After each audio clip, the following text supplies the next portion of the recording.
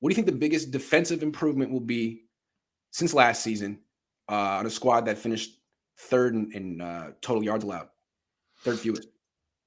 Yeah, they were. But Yeah. I think you're gonna see them more of a better man coverage team like you saw in 2020. I think they got the secondary to do it.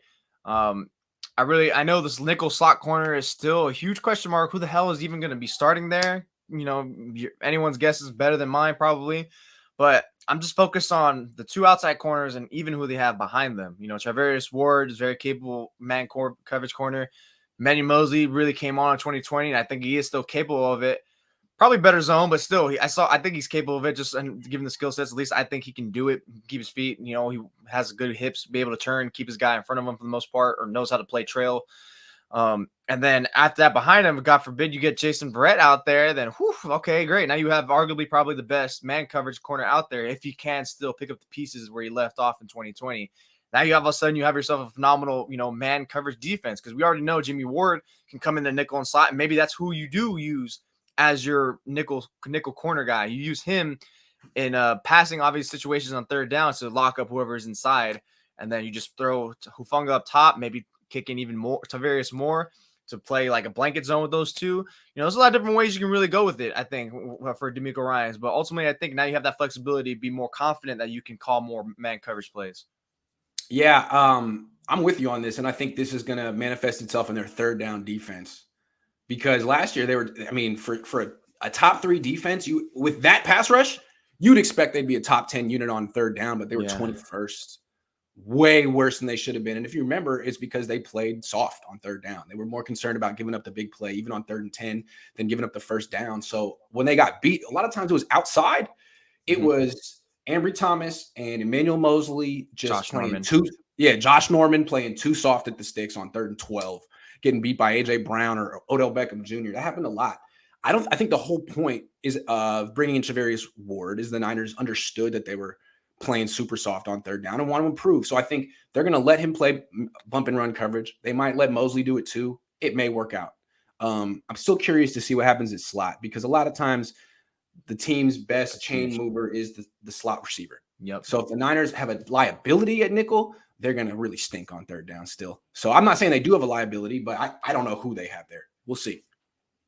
That's going to be tough. That's why I think we'll see Jimmy Ward kick down there more. I feel like he didn't get kicked down there a lot last year as we that could happen. Past. That could happen. You could put him down there and go with Hufanga and Moore at safety on third down. You could do something. Yeah, at least probably a better option than putting Denard. Yeah.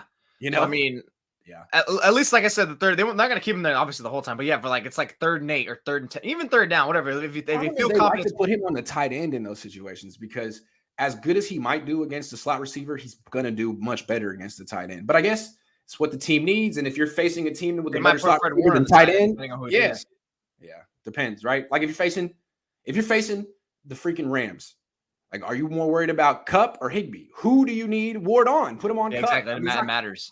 He's not going to shut down Kupp, but he'll do better than anyone else. They're playing the AFC West this year. They're going to have a bunch of hard matchups against tight ends. Pretty much just Darren Waller. Or do the Chargers have one good one? I don't know. I just know, you got Kelsey and Darren Waller. So, that's something that you're definitely going to say, you know what?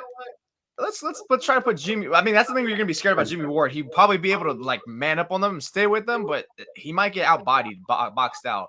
So I wonder what's going to happen there. That's going to be the huge curious one. But if the Niners give him that number 1 matchup every week, the slot guy or the tight end guy, and he does well, he could finally make that Pro Bowl because if he shut down some wide receivers, he'd get a little bit more high. Because his whole thing is, look, I'm not getting interceptions, but that's because I'm playing man coverage and not getting target. I'm shutting people down.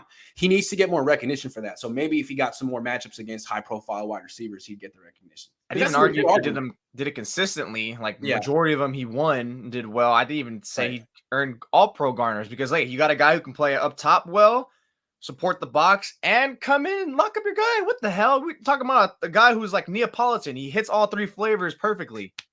It's just so hard to cover in the middle of the field.